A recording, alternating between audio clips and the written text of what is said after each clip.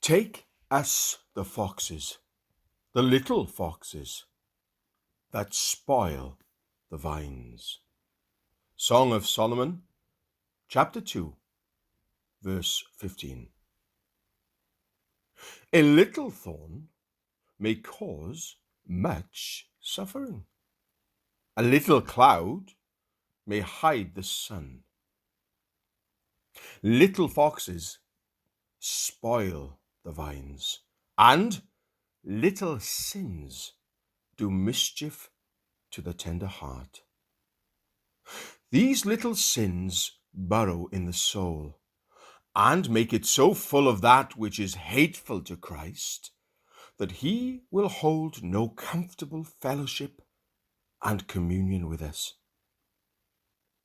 A great sin cannot destroy a Christian, but a little sin can make him miserable.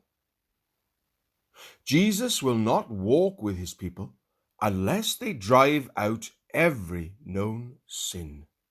He says, "If ye keep my commandments, ye shall abide in my love, even as I have kept my Father's commandments, and abide in his love."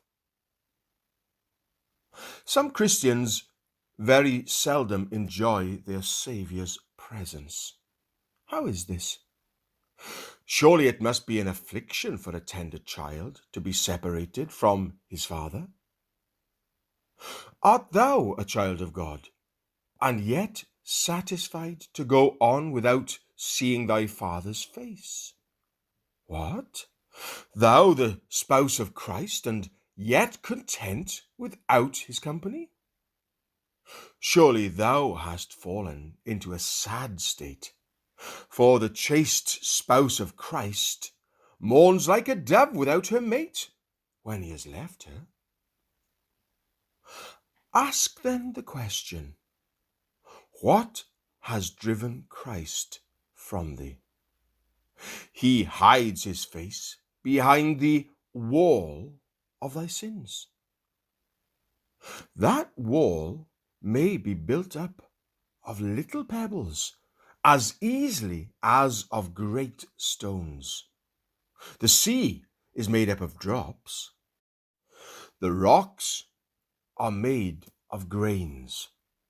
And the sea which divides thee from Christ may be filled with the drops of thy little sins.